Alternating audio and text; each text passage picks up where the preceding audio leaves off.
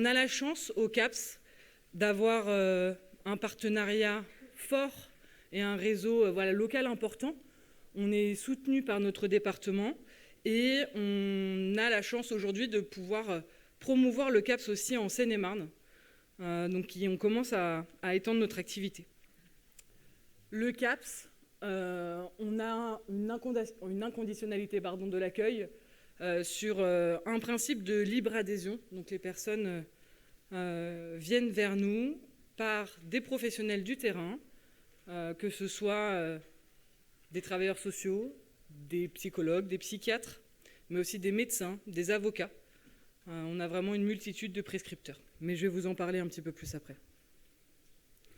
Notre public, donc les personnes exilées, forcément ont vécu en tout cas des choses assez atroces dans leur parcours, dans leur vie, et subissent du coup un psychotraumatisme, une grande précarité, du sans-abrisme parfois.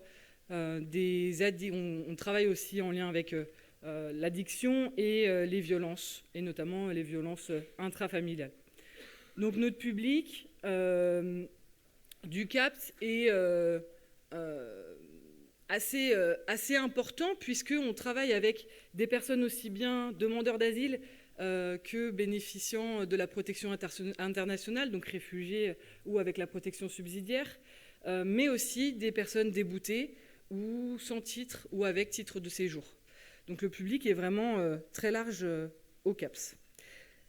Au niveau de l'équipe, on a actuellement 3 psychologues et une travailleuse sociale salariée du groupe SOS, ce qui est une chance pour nous, puisque à l'origine du CAPS, quand on a créé le CAPS en 2021, on a commencé seulement avec des prestataires, et au fur et à mesure du temps, on a réussi à faire évoluer les salariés du CAPS.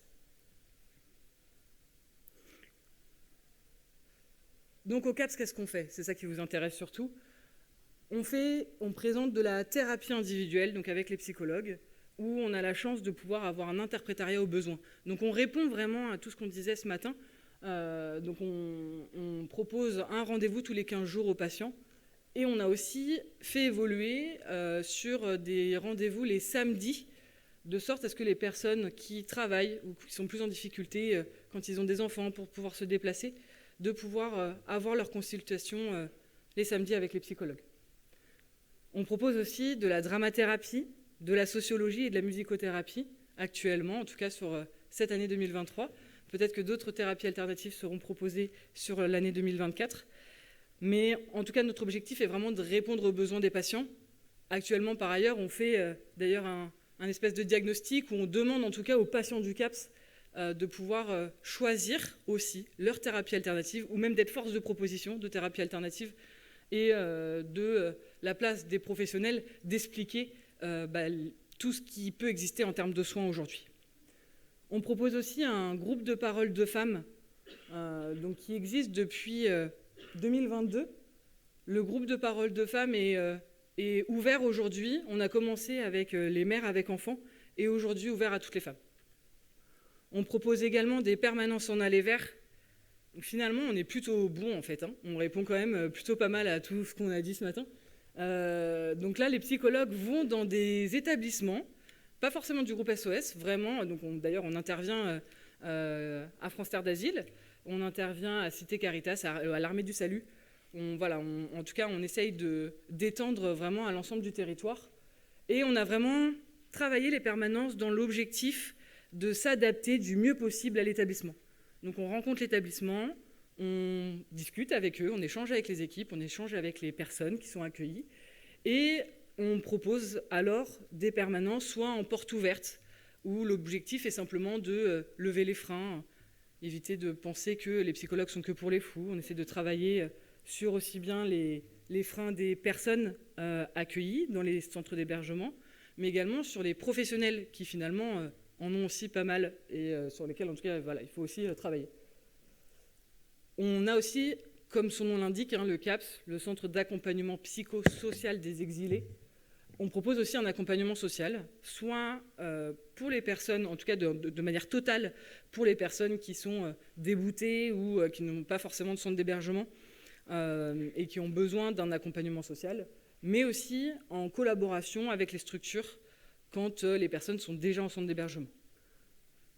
Ce travail d'accompagnement social, il est aussi très important pour nous et il ne peut être divisé par rapport à l'aspect psychologique et thérapeutique, puisque, on l'a très bien dit, l'isolement est très important avec ce public, il est très prégnant, très présent, et toutes les sorties qu'on peut mettre en place.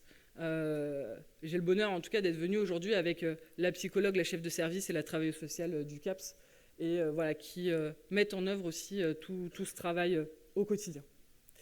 Et en dernier lieu, je regarde là, mais en vrai j'ai mon devant moi, en fait c'est plus simple, on propose des sessions de sensibilisation à destination de tous les professionnels du territoire, pour le moment essonniens et sénémarnais, pourquoi pas plus, hein, on est ouvert à bien sûr toute subvention et CNR, dons, chèque resto, on prend tout.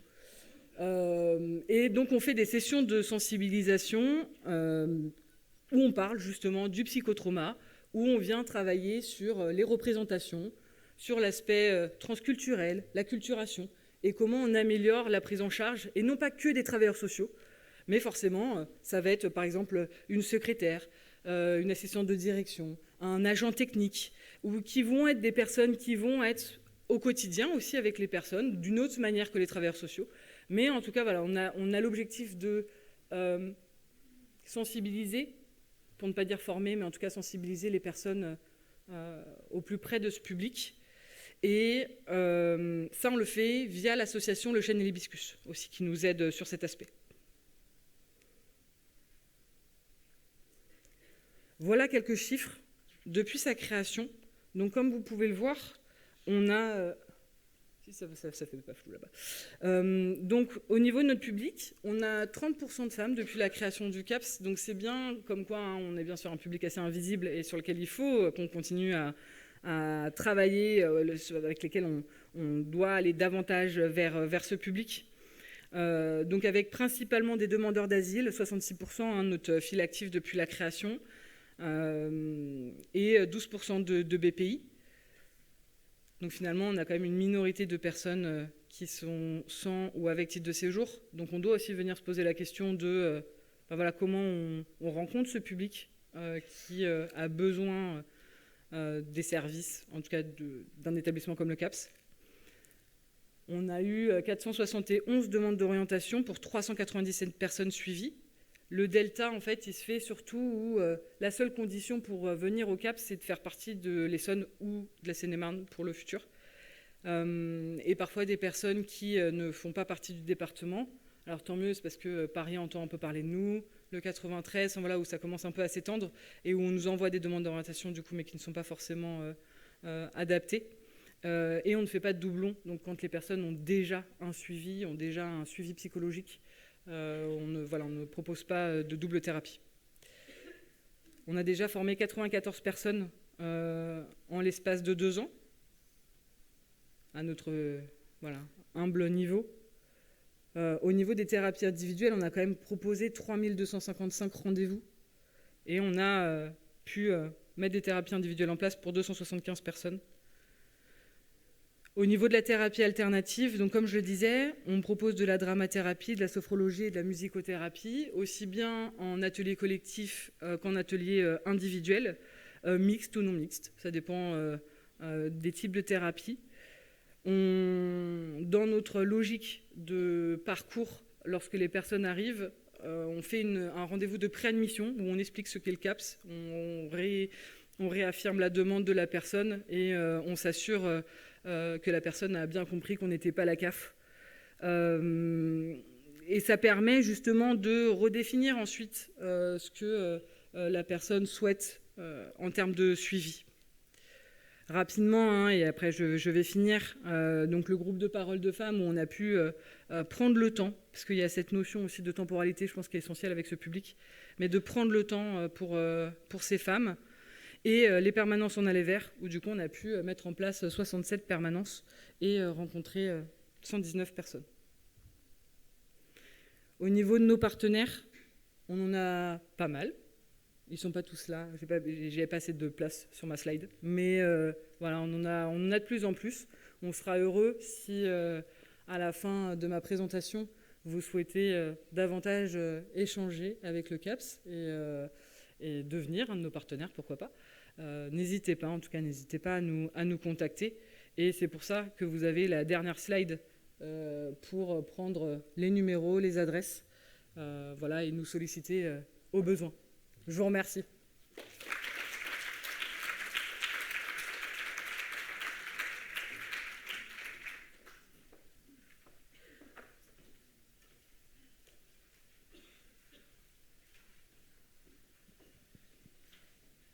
Et donc, on va passer à la deuxième table ronde et on va résister à la fin. Parce que du coup, on termine à 13h15.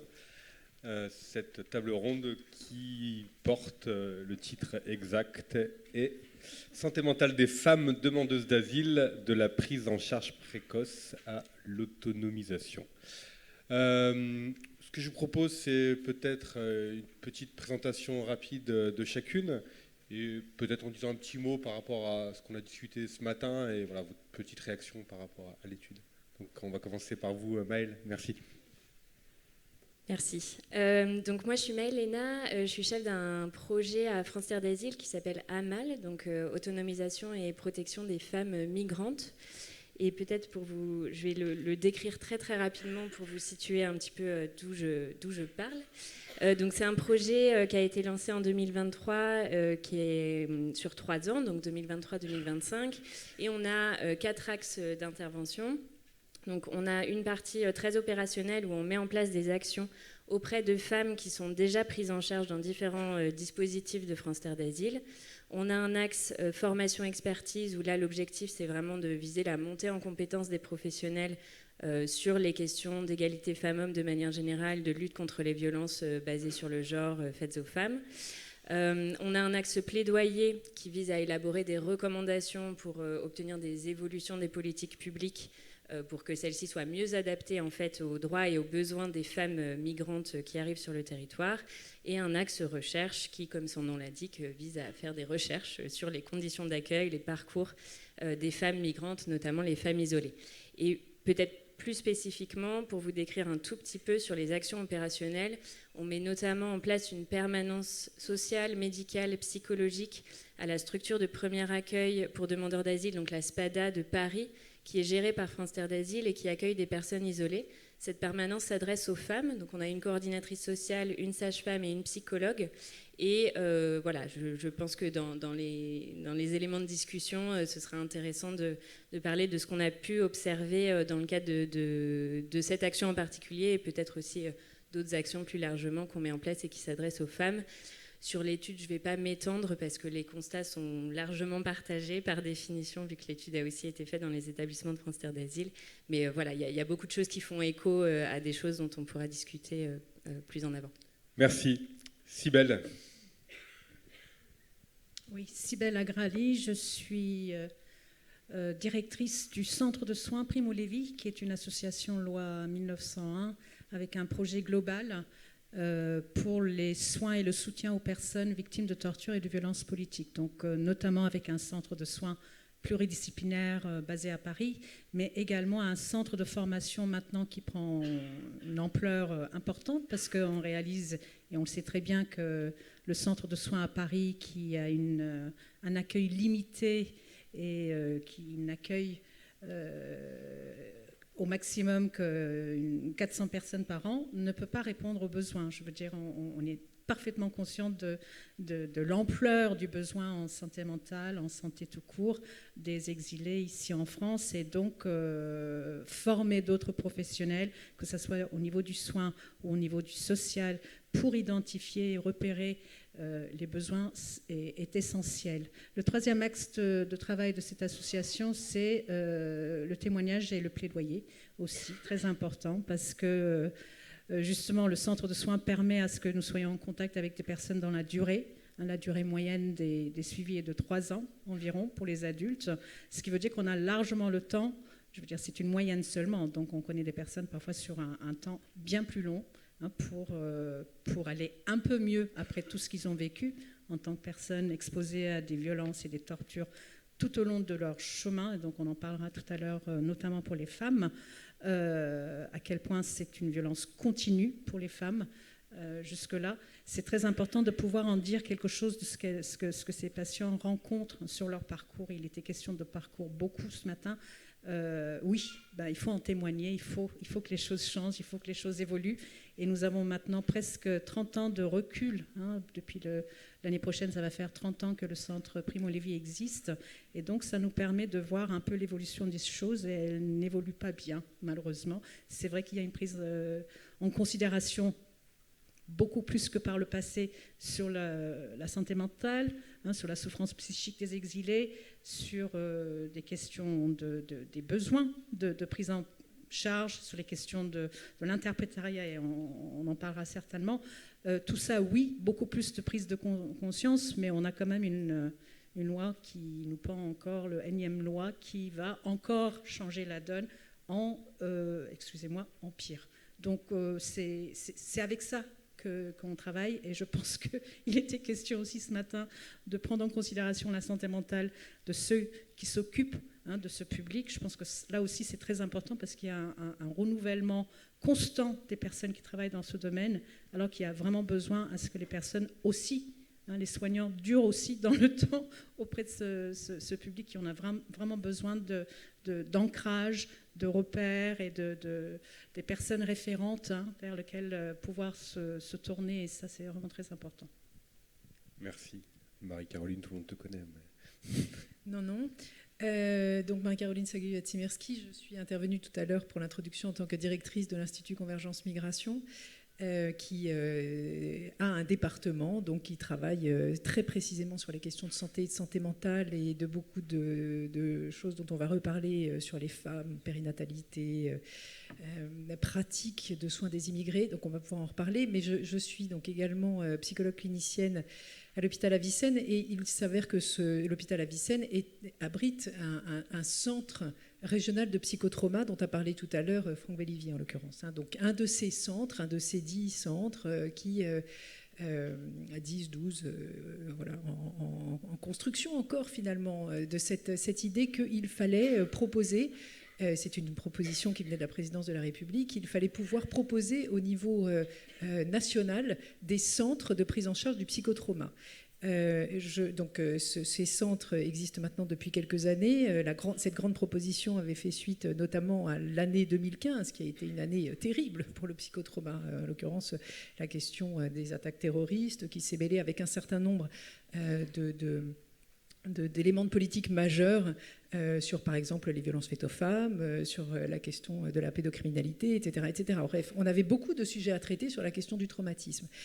Dans ce centre, donc, dans ces centres qui ont été créés régionalement, il y a la question des traumatismes de l'exil qui pourraient être traités. Je remarque qu'aujourd'hui, sur ces centres, il y en a 2 qui traitent très, très directement la question des traumatismes et de l'exil. C'est-à-dire que cette question, elle n'arrive que très lentement, finalement, comme un des sujets majeurs de la question du psychotraumatisme, c'est la question des traumas des personnes en exil. Et donc le centre de l'hôpital Avicenne appartient donc est centre de référence de psychotrauma de la région qu'on dit Paris Nord, mais qui inclut bien sûr le Grand Paris. Donc je reviens sur ce qui a été ta question. Nicolas, oui, bien sûr, je partage très, très, très fortement toutes les conclusions de cette enquête que je trouve absolument formidable, que je trouve à nouveau pionnière, que je trouve nécessaire à poursuivre. Je me dis seulement 2 choses. Je me dis que, c'est toujours le haut de l'iceberg, c'est-à-dire que ça, c'est notre immense problème. Nous savons très bien, et nous le savons parfaitement à l'hôpital Avicenne, que nous recevons ceux qui ont pu venir jusque-là, que dans ces centres, nous avons les personnes qui ont pu être hébergées. Mais le reste, et ça, c'est très compliqué parce que, c'est une donnée, en fait, d'entrée, finalement, sur ces questions de psychotrauma. La question du psychotraumatisme... et se caractérise par une telle détresse psychique, finalement, une violence internalisée, hein, qui est celle du psychotraumatisme. Nous travaillons, nous, à l'hôpital, avec une majorité de ce qu'on appelle des traumatismes complexes. Ça veut dire des traumatismes qui sont répétés. Ce n'est pas seulement un événement, ce n'est pas un événement accidentel, hein, ce n'est pas un tremblement de terre, ce sont des événements qui se répètent sur des années, quelquefois des dizaines d'années, quelquefois les personnes sont nées dans la guerre, littéralement, d'accord ? Et puis ensuite, comme vous savez, la caractéristique de nos psychotraumatismes contemporains, c'est qu'ils vont être répétés pendant le parcours d'exil. À nouveau, personne ne sort indemne de la traversée de la Libye, personne ne sort indemne de la traversée de la Méditerranée. Hein. Et qu'ils vont être répétés sur la terre dite d'accueil. Puisque, alors c'était une autre forme de violence, mais la violence symbolique, de se retrouver sur le trottoir, d'être totalement déclassé, de ne rien comprendre, de mettre des années à ce que sa voix, sa propre parole soit entendue. Donc tout ça, c'est finalement des répétitions traumatiques qui vont venir faire qui ont comme conséquence que les personnes sont terriblement isolées. La question du psychotraumatisme isole les personnes. Alors, a fortiori, quand elles sont dans des situations de rue, elles ne savent pas ce qui leur arrive, c'est la confusion traumatique dans leur tête, c'est un bouleversement, elles perdent la mémoire, ne plus se souvenir de date de naissance de ses enfants. C'est ça que ça veut dire, c'est compliqué. Il y a une telle violence psychique qu'on a des personnes isolées qui, quelquefois, ont beaucoup de mal à qualifier quelque chose, à avoir accès. Et ne parlons pas de la difficulté de l'information pour avoir accès aux procédures d'asile, de la question des langues, dont j'espère on va reparler. Donc, ce que je veux dire, c'est que nous savons bien que nous n'avons accès qu'au haut de l'iceberg. C'est un début, j'ai envie de dire. Mais il faut parler absolument d'une grande partie des personnes qui arrivent sur notre territoire et qui sont dans un état de détresse psychique intense, et celles-là aussi, il faut pouvoir les considérer. Ça passe par un ensemble de choses dont on parle aujourd'hui, plus de moyens, plus d'accès aux droits, plus de conscience de ces questions, plus de monde.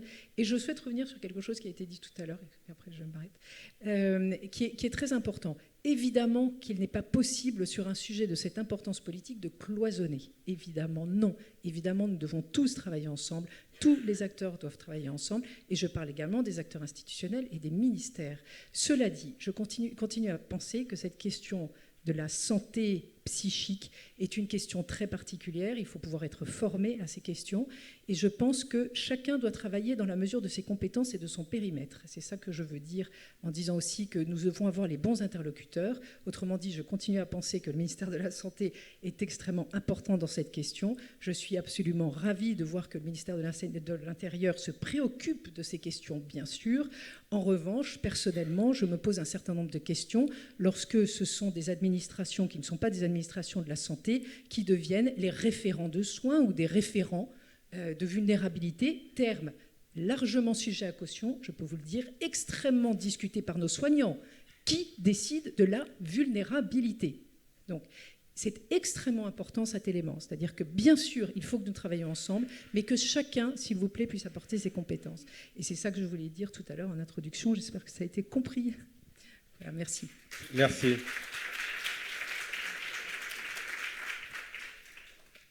Tout à l'heure, Aubin a parlé de public invisible pour parler des femmes.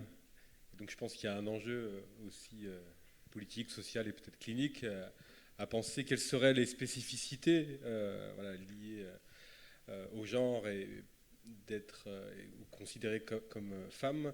Et est-ce qu'il y a des épreuves spécifiques liées à la migration, aux conditions d'accueil ou de non-accueil ? Vous êtes observatrice de plein de choses, et je pense très complémentaire aussi au regard de vos différentes fonctions. Donc peut-être qu'on va commencer par vous, Maëlle. Voilà. Oui, et ça rejoint aussi du coup les raisons en effet pour lesquelles on a souhaité mettre en place le projet AMAL que je présentais. Donc ce qu'on observe, c'est que les parcours des femmes... Alors déjà peut-être revenir sur le fait que il y a peut-être une image d'Épinal un peu du migrant ou du demandeur d'asile qui a tendance à rester aujourd'hui assez masculine, même si en fait on sait par des travaux de recherche que ça fait quand même plusieurs décennies que les femmes représentent 50%, voire même un peu plus des personnes qui aujourd'hui migrent.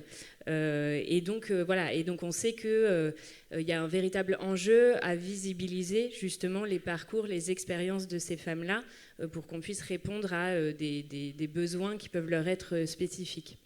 Et un des sujets qui est spécifique aux femmes, c'est qu'on sait que leurs parcours migratoires, ils sont vraiment marqués par les violences liées au genre, liées à leur genre, tout au long de leur parcours en fait. Donc c'est des violences qui vont pouvoir provoquer leur départ de leur pays d'origine, qui vont lors des parcours migratoires marquer leur parcours, et on pense notamment aux violences sexuelles, mais voilà, il y a aussi d'autres types de violences qui viennent se surajouter, mais qui sont extrêmement prévalentes, voilà, notamment dans le passage par la Libye, dans tous les parcours un peu terrestres qui peuvent aussi durer plusieurs mois, voire plusieurs années. Et c'est aussi très important de le souligner, c'est aussi des violences qui vont se produire à l'arrivée dans les pays d'accueil. Là, il y a eu une étude aussi récemment qui a été publiée, qui a été coordonnée par un docteur qui s'appelle le docteur Jérémy Coigny, qui a travaillé à étudier la prévalence des violences sexuelles chez les demandeuses d'asile qui sont récemment arrivées sur le territoire, donc dans la région autour de Marseille, et voilà, qui montre qu'il y a vraiment une surexposition des femmes demandeuses d'asile à ces violences sexuelles une fois sur le territoire. Et bien entendu, on s'en doute, mais là les chiffres nous le montrent, c'est que voilà, il y a des facteurs du type le fait d'être hébergé ou non, on en a largement parlé, mais c'est nécessairement un sujet qui va revenir sur la table, qui va avoir une influence importante. Cependant, même des femmes qui sont prises en charge vont aussi pouvoir être exposées à ces violences sexuelles, et ça doit donc aussi nous interroger. Alors moi je ne parle pas en tant que praticienne de la santé mentale, mais ça doit aussi nous interroger en tant qu'association qui prenons en charge plus sur le volet social ces femmes demandeuses d'asile, de qu'est-ce qu'on peut faire aussi, et ça doit interroger aussi les pouvoirs publics, mais aussi en termes de prévention pour répondre à ces violences. Donc vraiment les violences de genre, c'est un marqueur, une spécificité pour les parcours de ces femmes. Et il y a aussi ensuite tous les enjeux autour de l'intégration, puisqu'il y a des enjeux qui vont être très transversaux à l'ensemble de tous les demandeurs d'asile, mais qui vont pouvoir aussi être exacerbés pour les femmes ou être plus prévalents.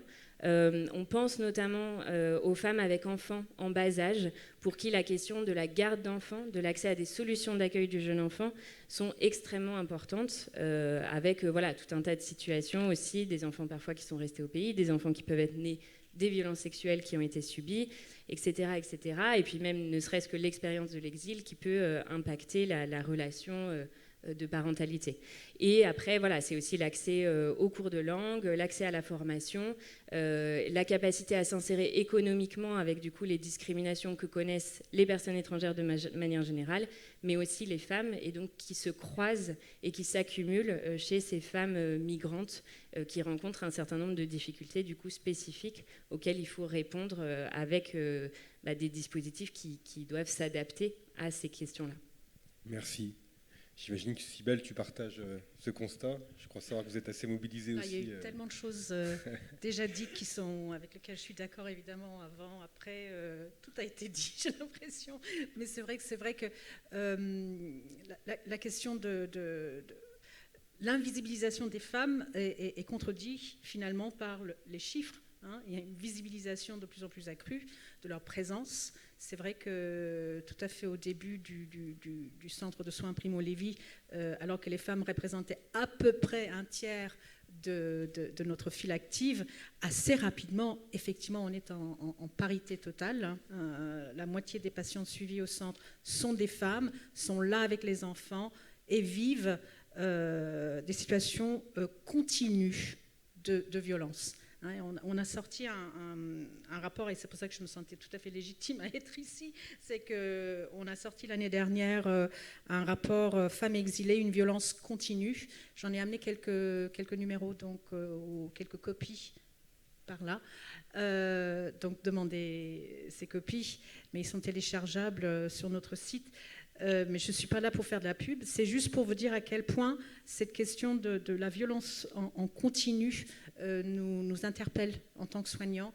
En effet, les personnes que nous recevons au centre sont des personnes qui ont vécu des traumatismes très graves, des violences très graves, des tortures dans le pays d'origine, et qui est souvent à l'origine du départ de la fuite du pays, en plus d'autres situations de violences intrafamiliales importantes, les mariages forcés, les menaces d'excision, etc., évidemment font partie d'un contexte politique qui fait que ces femmes ne sont pas protégées et se rendent compte que toutes les violences qu'elles ont subies restent dans l'impunité. Donc, elles prennent la route et, vous le savez très bien, tout au long du parcours, on n'en sort pas indemne, effectivement, de la Libye, et on n'en sort pas sans avoir été violée. Il faut le dire, c'est le cas.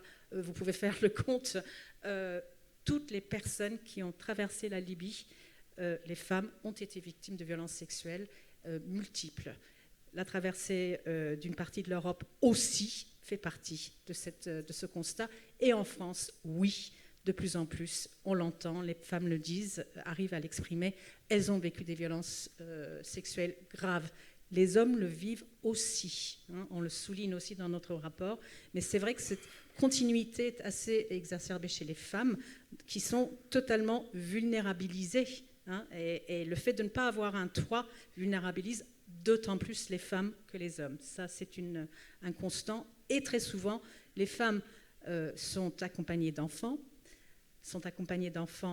parfois aussi ne sont pas accompagnées d'enfants, donc ça aussi, ça rajoute aussi à l'immense détresse qu'elles vivent d'avoir été amenées à confier certains enfants, de ne pas savoir très bien où sont les enfants laissés au pays, devoir fuir avec d'autres enfants, etc. Le phénomène de ces femmes mères en exil est très important, et les effets évidemment, et évidemment les suites de violences sexuelles subies font que un certain nombre arrivent aussi à accoucher d'enfants nés du viol. Donc vous voyez le tableau très impressionnant que ces femmes montrent, leur lien à leur corps, au toucher. Alors on parle de l'invisibilisation, mais elles sont convaincues que tout ça se lit sur leur front aussi, donc qu'elles sont loin d'être invisibles par rapport à ce qu'elles ont vécu. Donc c'est un vécu très très difficile. Et je suis tout à fait d'accord, et je souhaitais le dire aussi, à quel point le fait de ne pas avoir un toit, immédiatement a nécessairement des effets sur tout le monde. Et cette conception, effectivement, le concept de vulnérabilité qui est rentré dans tous les textes qui régit la vie des demandeurs d'asile, fait croire qu'il y a certains qui sont vulnérables et d'autres non, alors que c'est faux.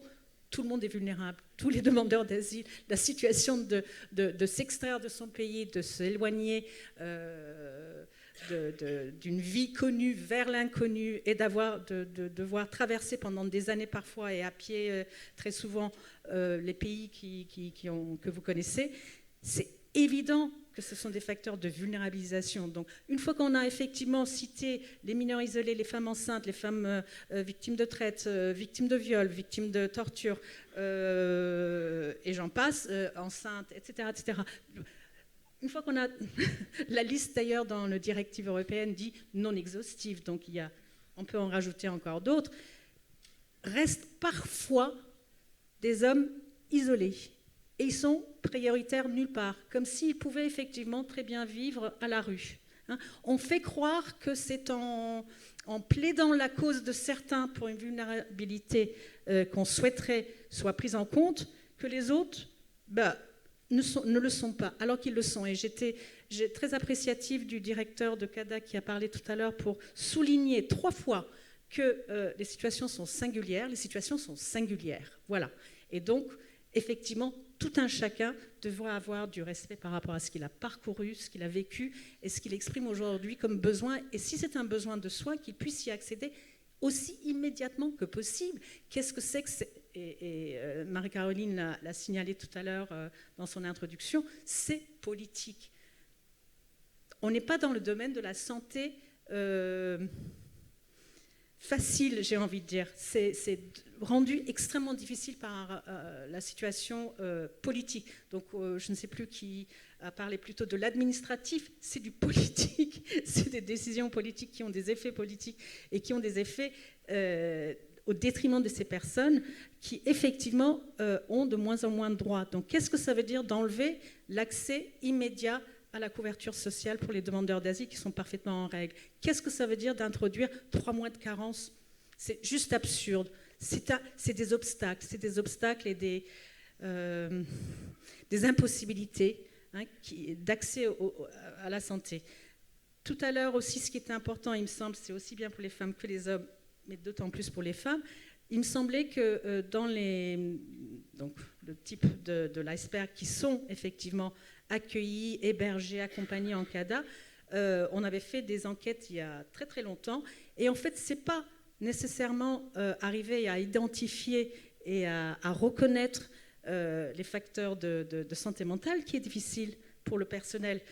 Certes, la formation est importante et on en fait, et heureusement qu'on en fait, et heureusement que le personnel en trouve leur compte avec les formations qu'elles reçoivent. Mais le problème est loin d'être le facteur le plus important. Ce n'est pas arriver à identifier, c'est arriver à orienter dans des lieux réellement adaptés.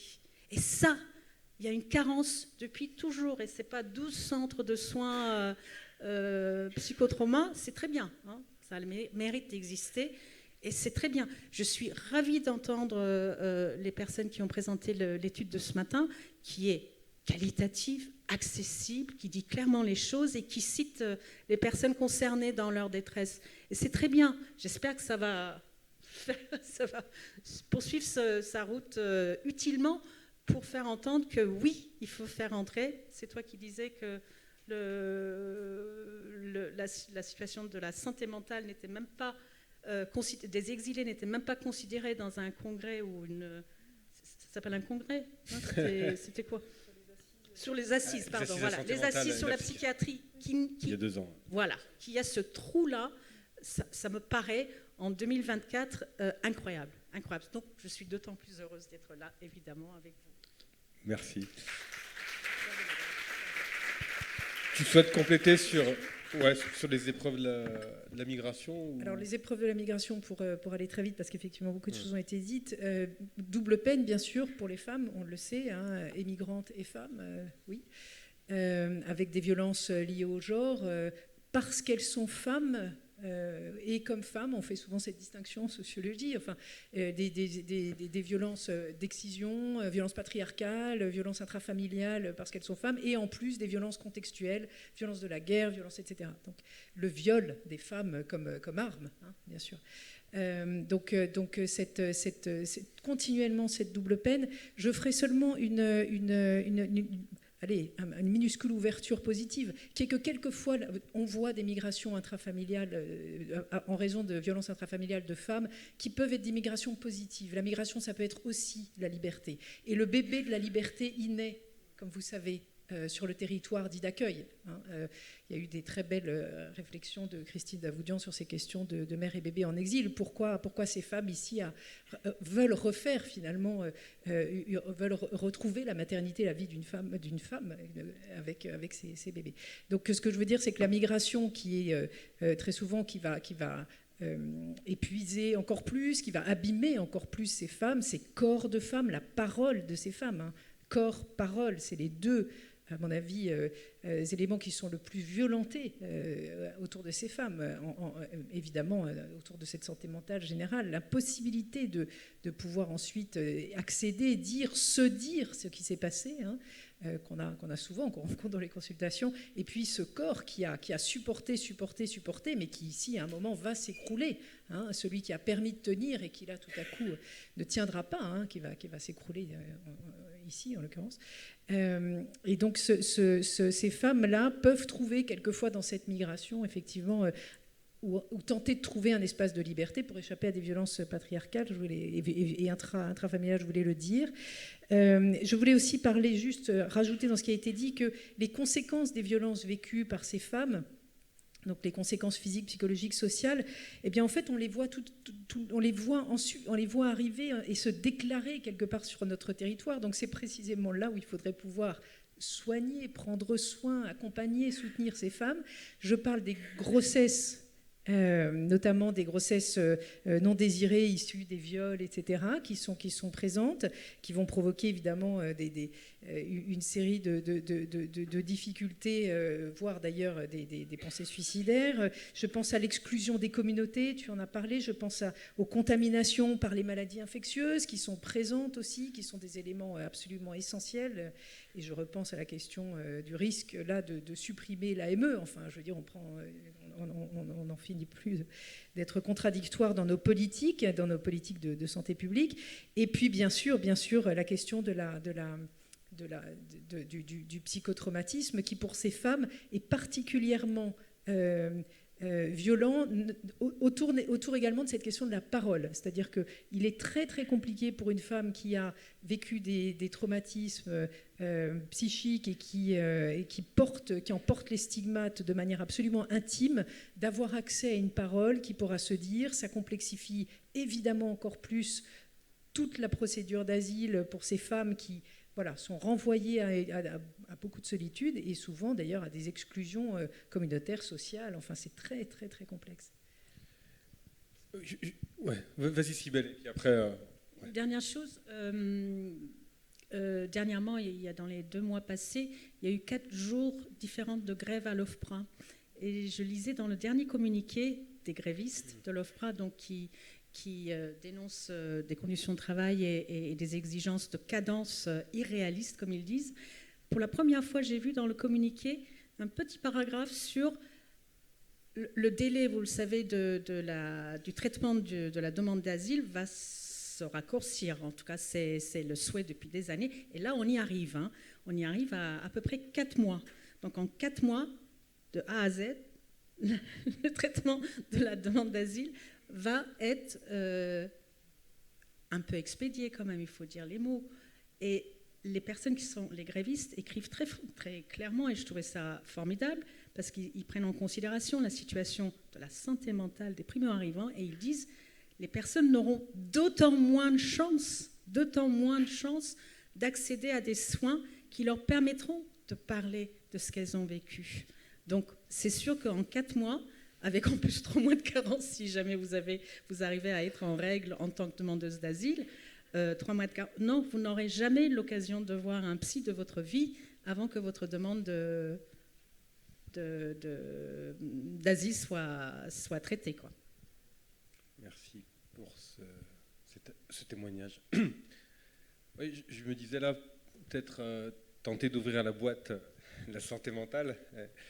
Et Marie-Caroline a évoqué la question du psychotrauma et ce qui serait potentiellement spécifique aux femmes dans la manière d'avoir accès à la parole, voilà, pour elles-mêmes, peut-être aussi à la parole publique. Voilà. Donc, voilà. Toi qui es clinicienne, qu'est-ce que tu peux nous dire des problématiques de santé mentale de ces femmes, ce que tu vois, alors, tout en sachant qu'effectivement c'est singulier, mais quand on dit femme, c'est une catégorie sociale. Et voilà comment, dans une perspective clinique, tu viens en soutien à ces femmes, potentiellement en tant que femme. Voilà. Donc je te pose cette question, puis après, voilà, on va dans ce sens. Peut-être, voilà, c'est un peu flottant ce que je dis. Merci.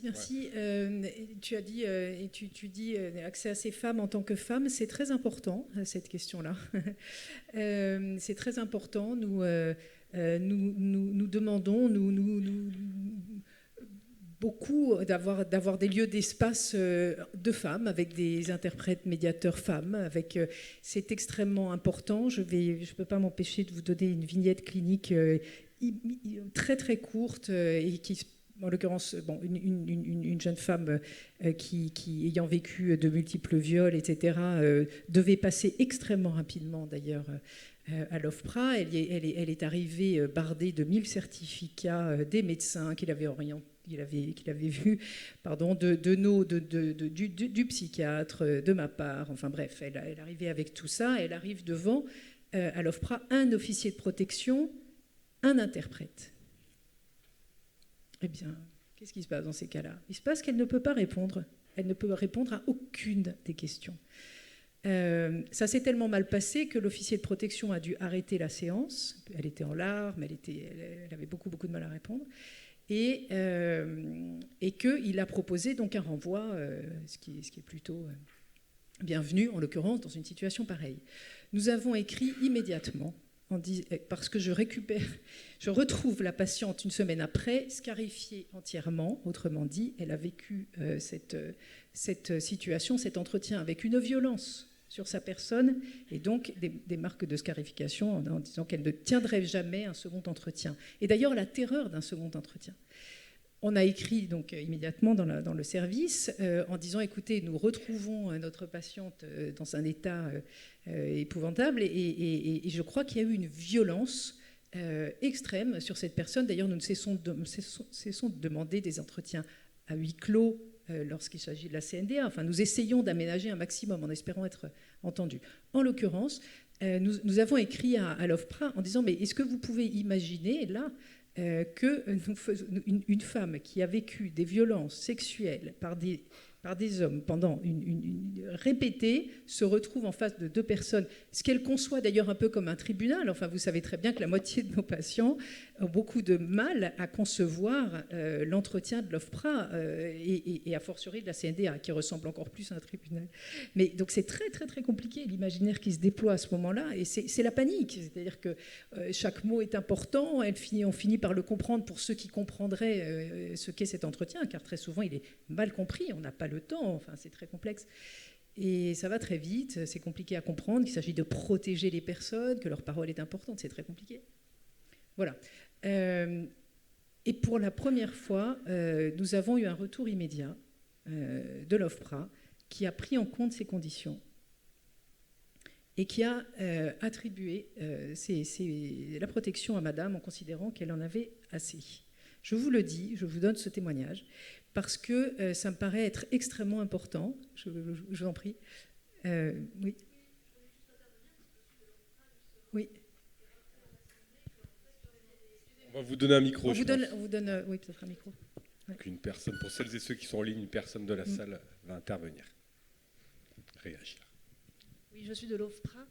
Je voulais rappeler pour les personnes qui ne le savent pas que lorsqu'il y a des problématiques de genre, notamment des vulnérabilités en lien avec des problématiques de violence sexuelle, il est tout à fait possible dans le dossier de demande d'asile de demander à avoir un interprète et un officier de protection du sexe de son choix. Oui. Ce sera pris en compte. Ce que nous avions fait, mais nous n'avions pas eu de retour positif en raison de la rapidité de cette histoire. Donc, ce que je veux dire, nous on le fait beaucoup, hein, on demande beaucoup, on travaille, le service travaille immédiatement avec notamment autour de la demande d'asile, avec des collègues juristes, etc., qui peuvent demander ce genre de choses, bien sûr. Mais là, je veux dire que voilà, cette prise en compte a été importante, et je veux vous dire à quel point c'est important. Enfin, c'est absolument, absolument essentiel.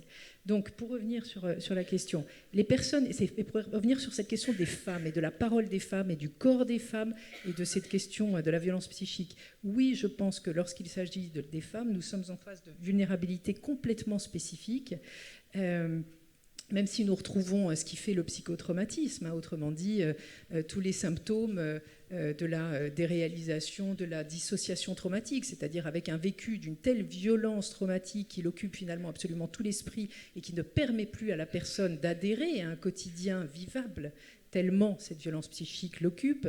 Ça, c'est la question de la dissociation traumatique.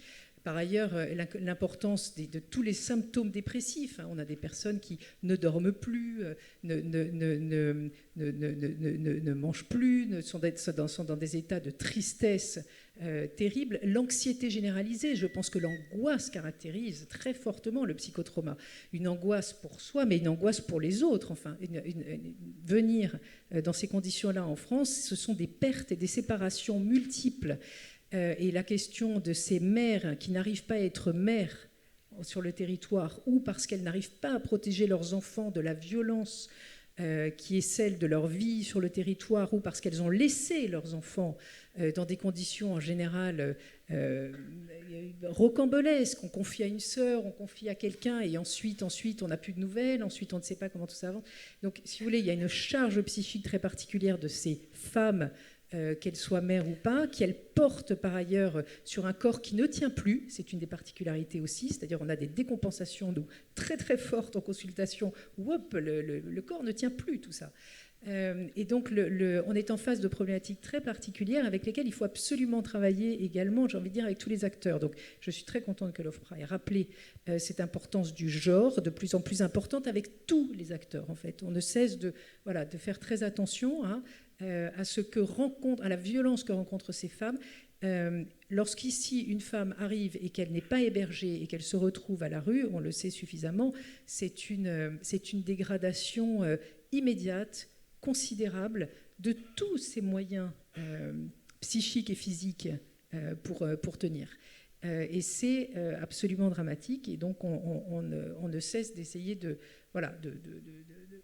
réfléchir à ça. Alors, on a en face de nous des personnes, et l'enjeu d'une consultation psychotraumatique et de tout notre travail, c'est évidemment de ranimer ces personnes, de retrouver finalement une possibilité de stabilisation psychique, ce qui demande en l'occurrence une stabilité de soins. Et là aussi, on a des publics qui sont baladés, qui doivent eux-mêmes trouver comment dormir, qui arrivent en consultation en ayant faim, cette fameuse faim qu'on pense qui n'existe plus sur notre territoire. Vous avez des personnes qui ne mangent pas à leur faim, et quand on ne mange pas à sa faim, qu'est-ce qu'il y a ? Il y a le vide au milieu du corps.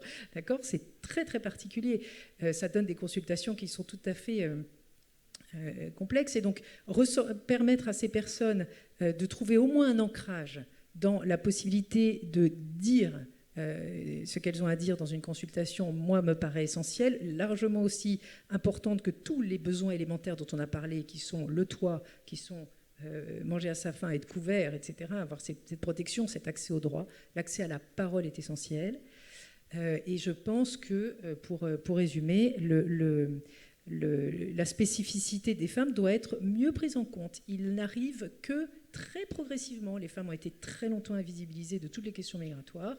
Aujourd'hui, on s'aperçoit que, je vous l'ai peut-être dit en introduction, nous, dans notre consultation d'Avicenne, nous avons plus de femmes que d'hommes depuis maintenant quelques années.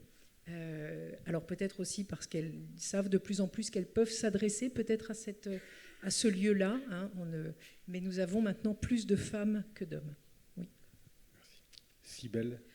Moi, tu as vraiment dit l'essentiel autour des femmes. Et je voudrais juste revenir à la question des enfants et les besoins des enfants. Effectivement, les femmes arrivent beaucoup avec leurs enfants ou accouchent ici en France.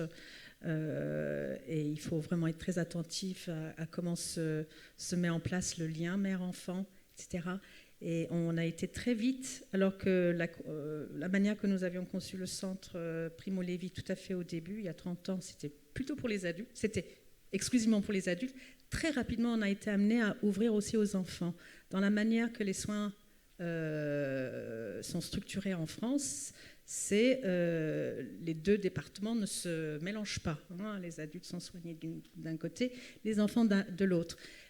Comme le centre de soins Primo Levi est un centre de santé associatif, on s'est permis de faire un peu ce qu'on voulait, parce qu'on n'arrivait pas à orienter les enfants, justement. On posait des questions à nos patients. Qu'est-ce que deviennent les enfants ? Comment vont-ils ? Ou entendre, pendant les consultations, les dire autour de comment allaient ces enfants qui ont vécu des horreurs, qui aussi ont des symptômes assez impressionnants. Et nulle part orienté, parce que absence d'interprète, donc impossibilité d'inclure les parents, les mères et les deux parents, dans le suivi de leur enfant, puisque non-accès, quelqu'un parlait tout à l'heure du non-accès à l'école des enfants, parce qu'il n'y a pas d'interprète possible, parce que les enfants sont amenés à servir d'interprète, etc. Donc ça devient du grand n'importe quoi.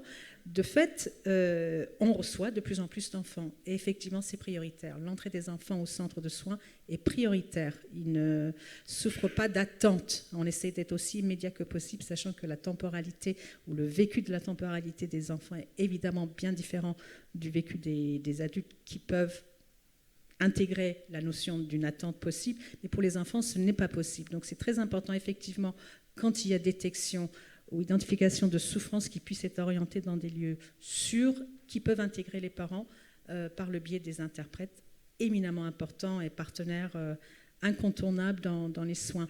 Et l'orientation, comme je disais tout à l'heure, beaucoup de travailleurs sociaux disent très bien qu'elles arrivent à identifier, détecter les problématiques de santé ou de détresse psychique importantes dans les lieux de vie où ils accompagnent les résidents. Le problème étant de ne pas pouvoir orienter utilement ces personnes. La problématique, ce n'est pas parce qu'il n'y a pas de CMP ou autre, c'est qu'il n'y a pas d'interprète. Et c'est là où le bal baisse, c'est que est-ce qu'on est censé attendre que les personnes maîtrisent suffisamment bien le français pour accéder à un espace de parole?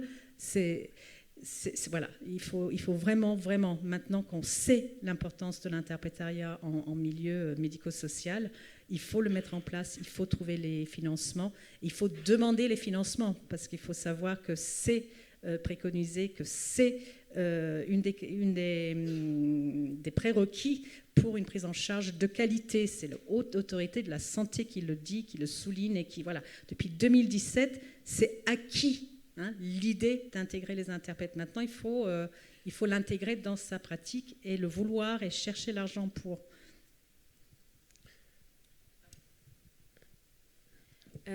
Alors peut-être pour vous faire un retour sur ce qu'on a pu mettre en place donc dans le cadre du projet AMAL au niveau de la SPADA de Paris, qui est donc gérée par France Terre d'Asile, qui a la spécificité de s'adresser à des personnes isolées, comme je le disais. Donc là, pour le coup, on a souligné l'importance des enfants, tous les enjeux autour de ce lien mère-enfant en particulier, mais il y a aussi de forts enjeux autour des femmes qui sont isolées sur le territoire. Alors parfois, elles ont des enfants au pays, mais parfois, elles n'en ont pas.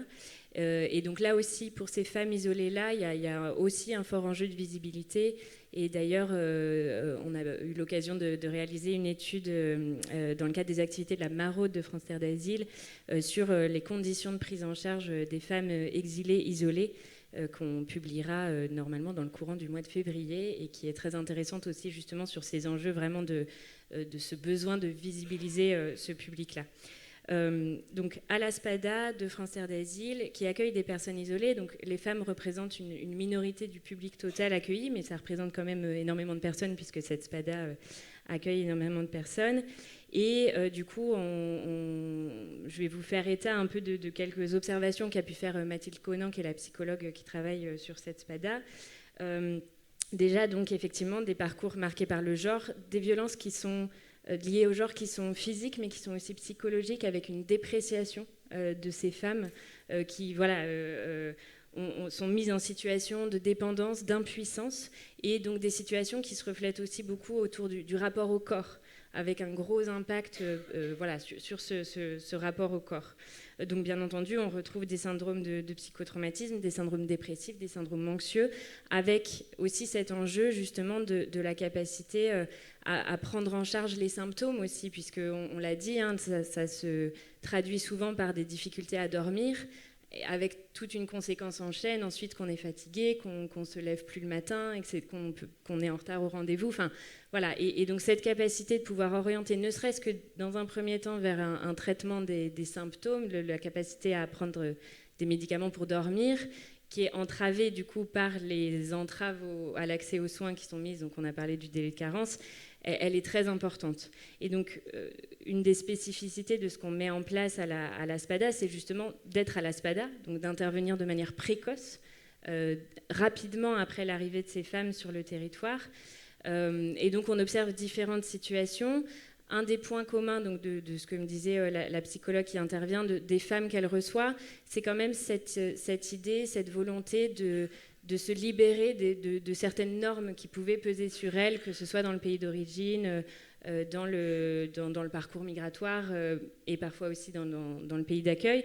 Mais du coup, elles ont toutes ce point commun avec des situations singulières, on le disait, mais voilà. Et elles sont placées en fait dans une situation paradoxale, puisque l'arrivée en France peut représenter une forme de gain de liberté, de gain d'indépendance, mais qui en fait est tout de suite entravée aussi par des difficultés à dormir, avec toute une conséquence en chaîne, ensuite qu'on est en retard au rendez-vous. Enfin, voilà. Et donc cette capacité de pouvoir orienter, ne serait-ce que dans un premier temps, vers un traitement des symptômes, qui sont par l'impossibilité de travailler, donc de subvenir à ses besoins, et aussi par la temporalité de la demande d'asile qui les place dans un temps d'attente, un temps suspendu, qui va créer aussi beaucoup d'angoisse et d'anxiété par rapport à ce qui va leur arriver, et au risque aussi d'être renvoyées dans leur pays d'origine avec potentiellement le retour au carcan des normes dont elles ont voulu s'échapper. Donc voilà, c'est, je pense, des éléments aussi assez intéressants à observer qui nous apprennent beaucoup de choses.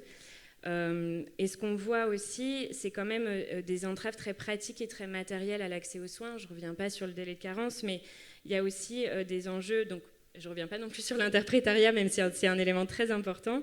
Et dans le cadre du dispositif qu'on met en place à la SPADA, on a les moyens de financer des interprètes.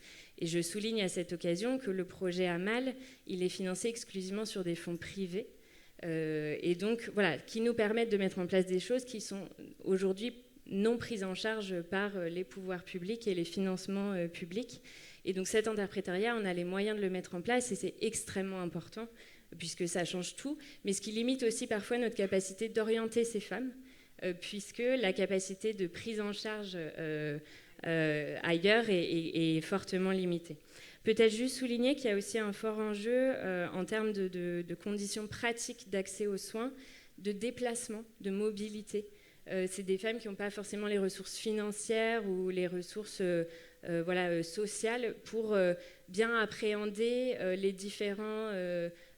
où se rendre, avoir une peur aussi d'être arrêtées lors de leur déplacement. C'est des choses qui reviennent quand même beaucoup et qui représentent aussi une entrave importante à l'accès aux structures de soins. Voilà pour ce que je voulais souligner en termes de constat. Peut-être, est-ce que j'enchaîne tout de suite sur un peu les recommandations ? Je me permets juste, et après vous pourrez enchaîner, de remettre une petite couche sur santé mentale, parce que du coup, il y a quelque chose qui est évident pour les cliniciens et cliniciennes. Moi, je suis sociologue, et quand j'ai débarqué en psychiatrie, une des premières recherches a porté sur le parcours de rétablissement de personnes concernées par des troubles.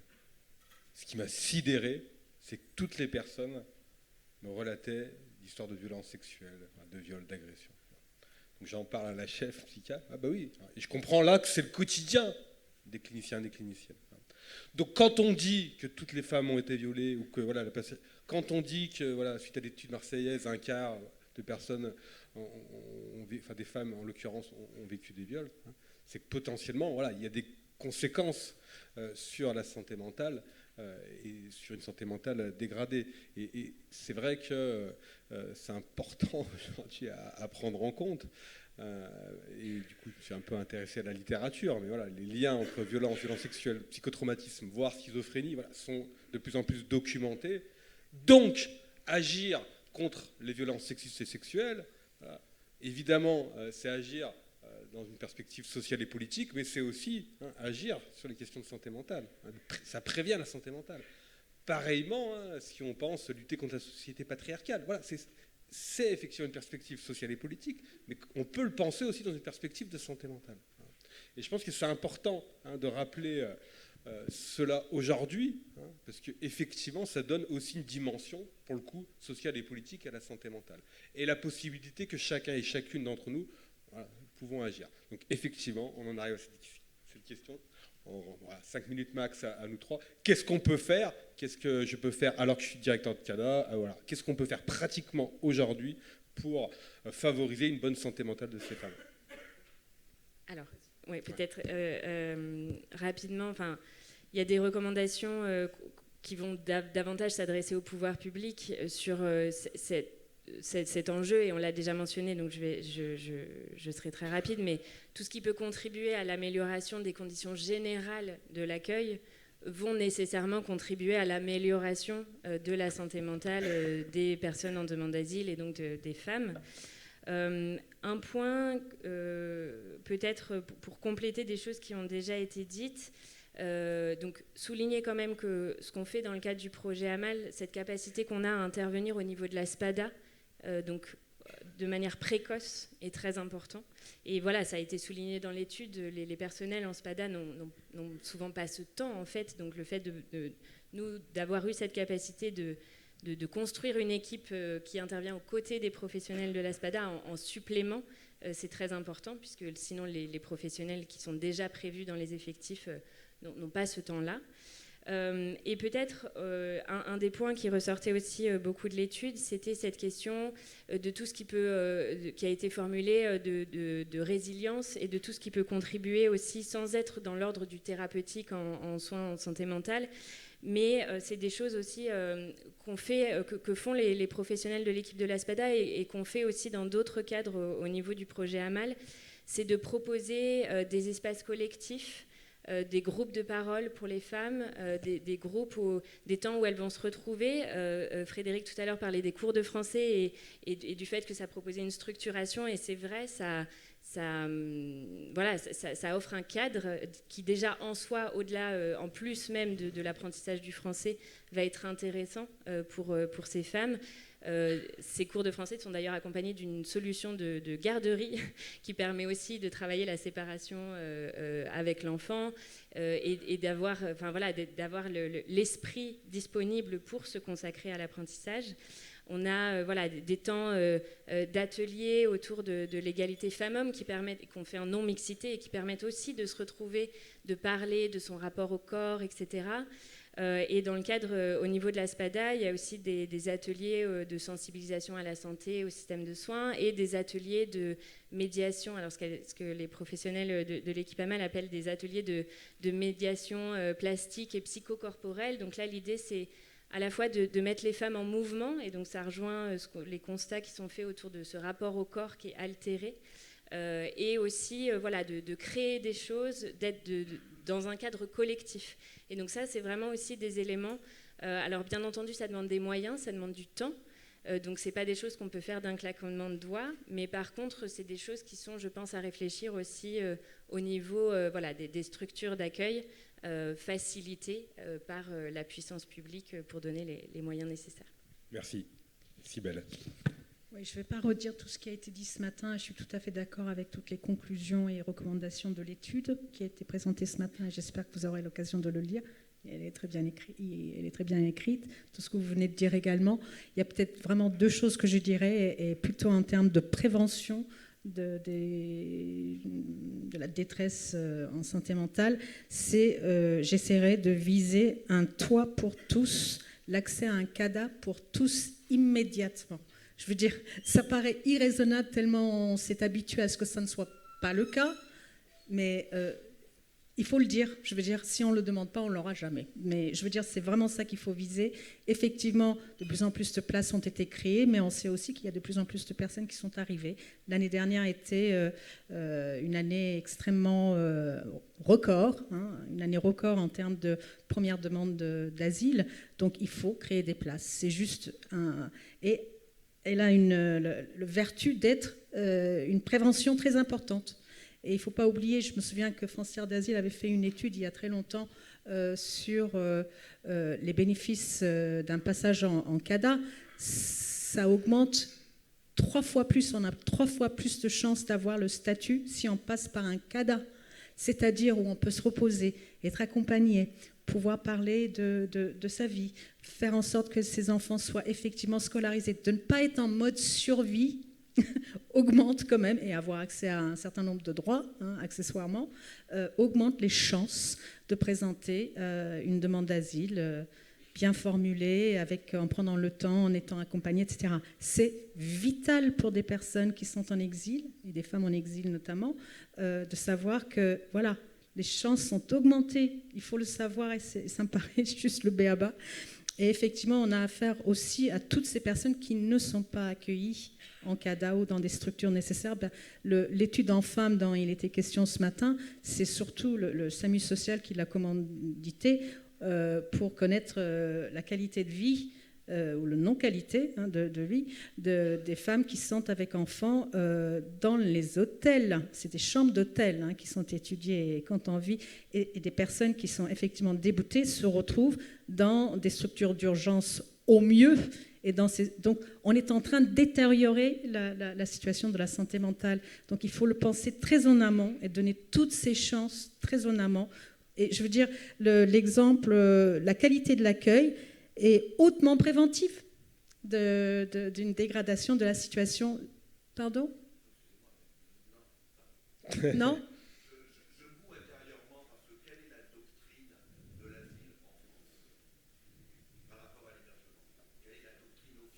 J'aimerais bien que quelqu'un le dise. Je vais peut-être juste finir ce que je dis et puis on essaiera de voir s'il y a quelqu'un dans la salle qui pourrait le dire. Oui, moi je tiens beaucoup à l'exemple de l'accueil qui a été réservé aux Ukrainiens. C'est un exemple qui montre à quel point il y a une prévention à l'œuvre. Hein, de dire oui, vous êtes attendu, oui, vous avez droit à un toit, oui, vous avez droit à des droits, tout simplement.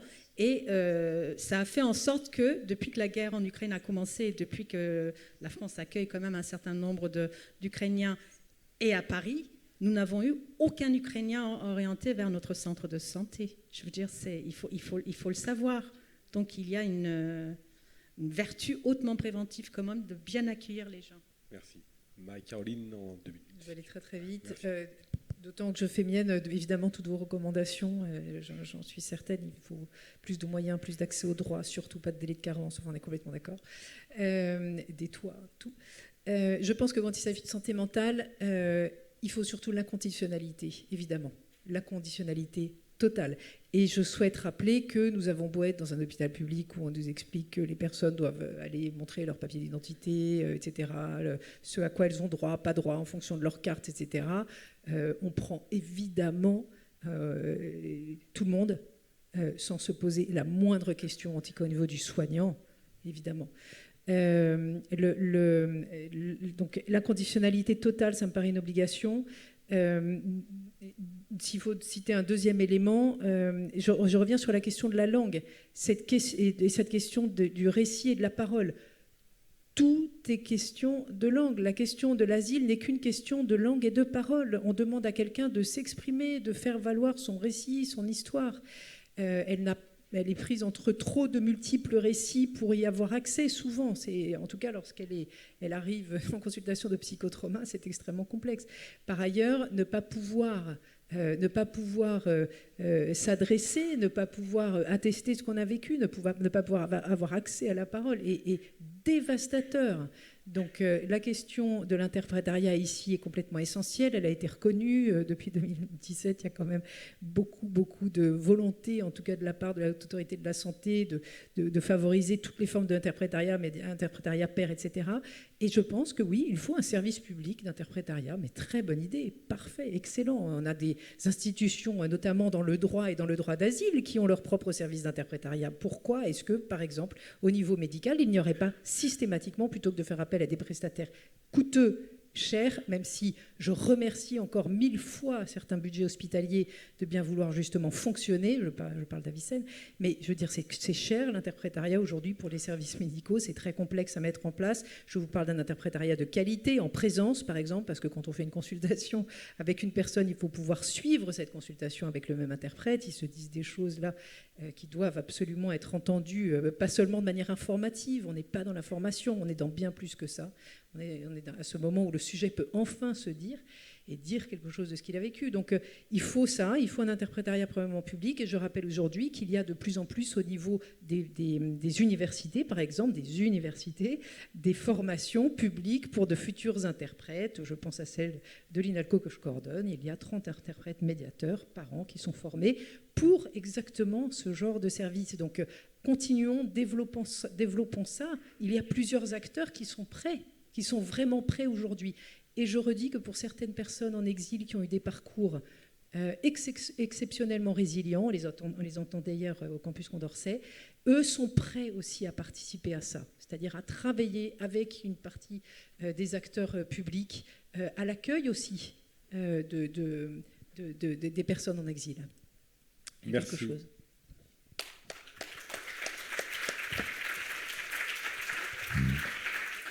On finira bien à 15, on a juste quelques minutes pour un jeu d'échange s'il y a des questions dans la salle. Oui, madame au milieu, tout au milieu. Merci.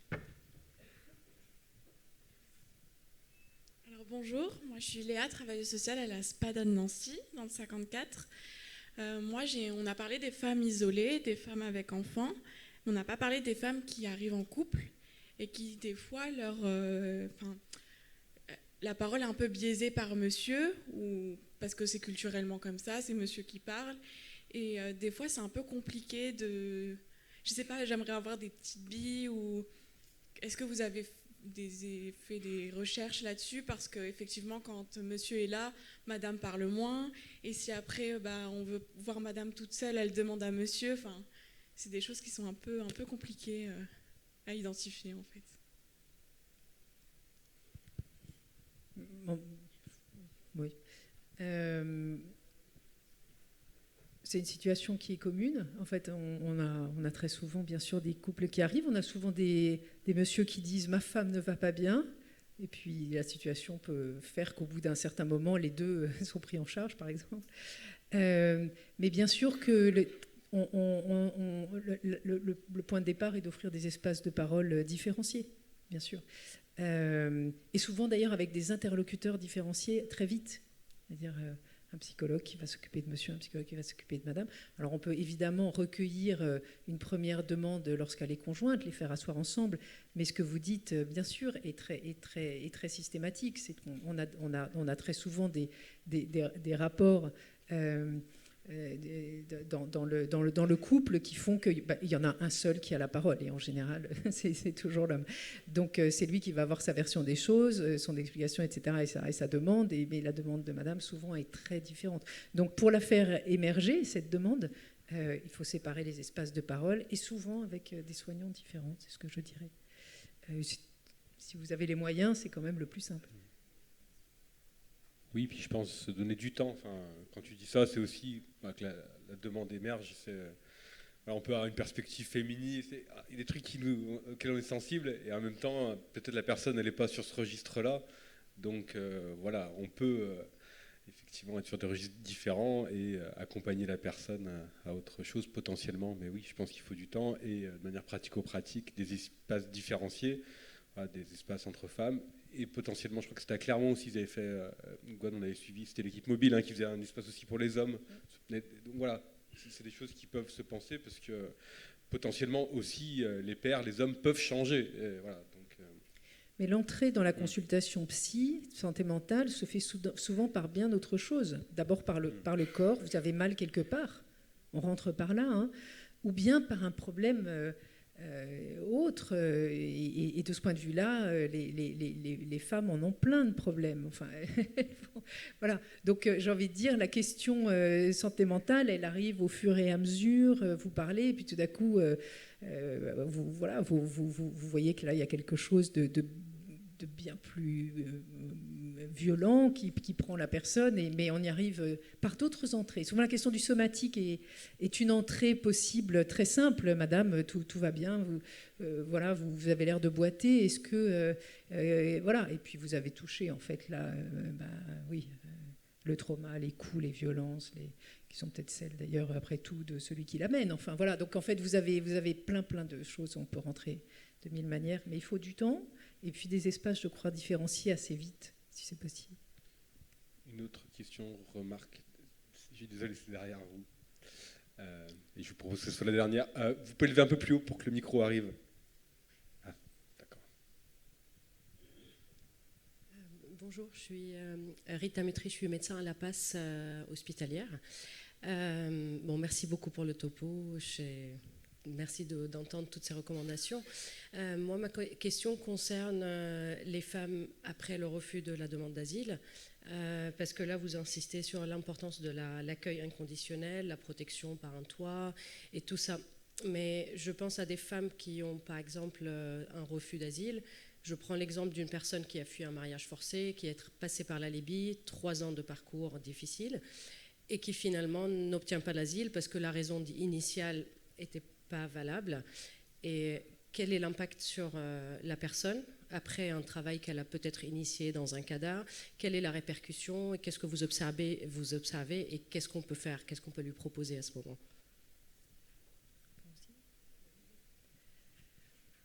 Alors, ne pas être légitimé dans sa parole, c'est dévastateur.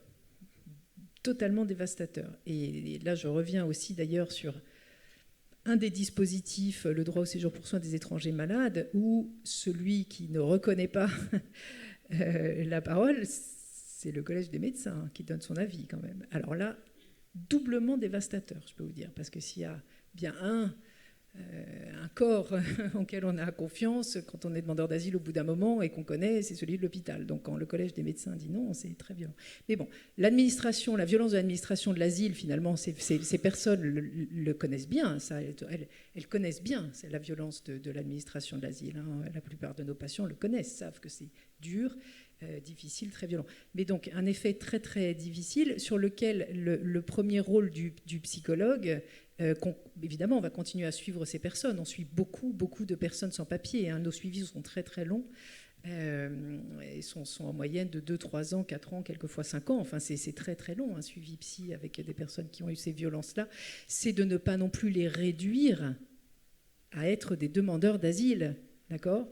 Et ça, c'est très, très, très important. C'est-à-dire qu'il va falloir de 1000 manières, et il y en a en fait, voilà, il y a vraiment des chemins psychiques dont il va falloir pouvoir se saisir avec le patient pour continuer. Pourquoi je dis ça ? C'est parce que la plupart des personnes qui ont des refus de toute façon, elles sont sur le territoire et la plupart n'en partiront pas. Hein. Je vous rappelle qu'on parlait de Dublin tout à l'heure, c'est à peine 12% des Dublins qui sont là. Et quand ces parcours ont demandé autant de séparation, autant de sacrifices, autant de violences, etc., la plupart des personnes sont bien là.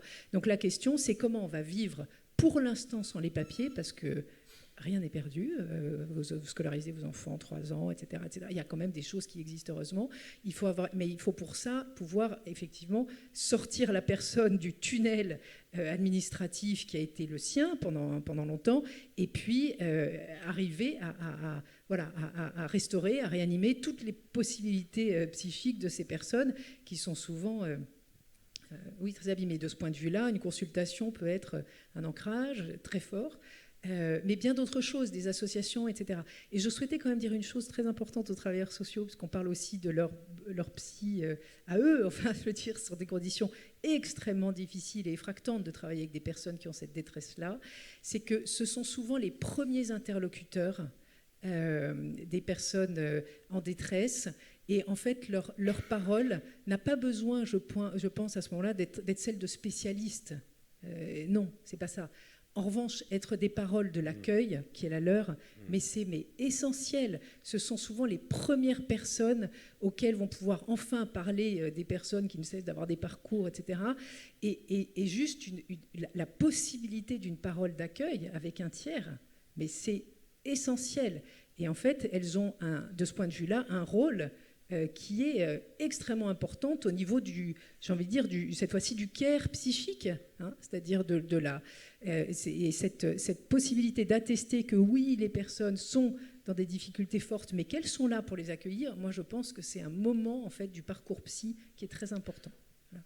C'est une très belle conclusion. Merci beaucoup à vous trois pour vos interventions. Donc, bon appétit pour celles et ceux qui sont à distance et pour celles et ceux qui sont ici. Et on se retrouve à 2h30, je crois. À tout à l'heure.